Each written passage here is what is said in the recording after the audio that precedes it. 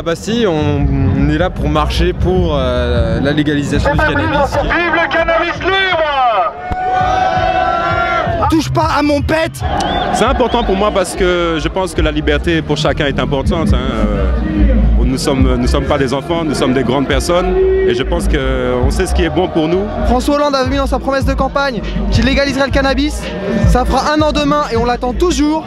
Je pense que c'est vraiment quelque chose qui doit se faire, même sur le point de vue économique, ça a ses intérêts. Il y a des économistes qui parlent de 300 000 emplois en France si jamais on légalise le cannabis. Ça permettrait de relancer l'économie. Sur la ville d'Auckland, il y a eu plus de 1 million de dollars récoltés en 1 an grâce à l'industrie de la marijuana. Demain il légalise. Je travaille dans un coffee shop toute ma vie, je suis plus jamais au chômage et je paye des impôts. Si demain on légalise le cannabis, déjà on peut avoir un meilleur suivi des consommateurs. Plutôt qu'aujourd'hui avec le marché noir sur lequel il n'y a aucun contrôle au niveau sanitaire. Justement dans mon shit on peut pas savoir ce qu'il y a plein de saletés etc. Alors. Maintenant il y a les Cannabis Social Club qui se sont mis en place. Un Cannabis Social Club est une association qui permet tout simplement l'autoproduction du cannabis. Ça permet de contrôler la qualité et la quantité de produits distribués.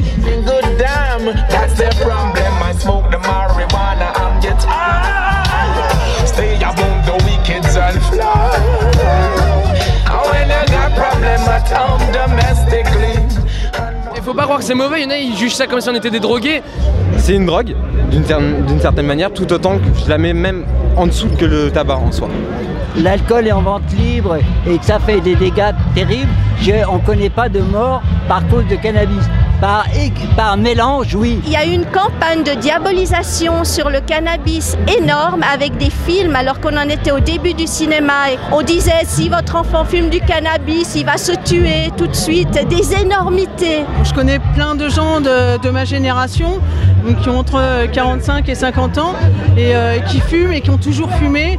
Ça leur a jamais fait de mal ni pour leurs études, ni pour leur vie professionnelle, ni pour leur vie de famille. Alors toi t'as gagné le prix du look, c'est le total look. Bah visiblement oui, ce vert jaune rouge c'est les couleurs de l'Afrique, c'est les couleurs Rasta.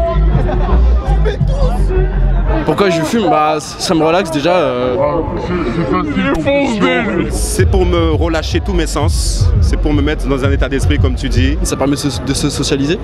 Ça m'a permis de me désinhiber, j'étais quelqu'un de très timide. Je pense que ça nous donne une connexion avec la nature, le monde, on est plus réceptible, on est plus sensible aux choses, à l'humain. Mais on n'est pas là pour se défoncer la tête complètement. Moi j'aime la drogue, moi. En fait là c'est pas le moment de me poser des questions.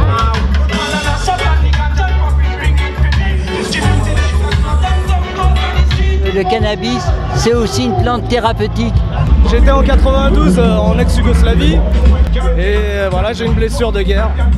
Et c'est la seule chose qui me calme. Ouais, moi j'ai une maladie et ça me calme vraiment mes douleurs, quoi. En Californie, on se sert de la marijuana dans des buts thérapeutiques et médicaux contre le cancer, la sclérose en plaques et même l'asthme. Et il y a des milliers de gens qui témoignent s'être soignés ou avoir soigné des membres de leur famille grâce à une plante qui est interdite par les autorités. Je suis prêt à aller en prison pour ça, pour le cannabis thérapeutique. Alors halte à l'hypocrisie et un peu de courage aux politiques. Vive le cannabis. Marie-Jeanne.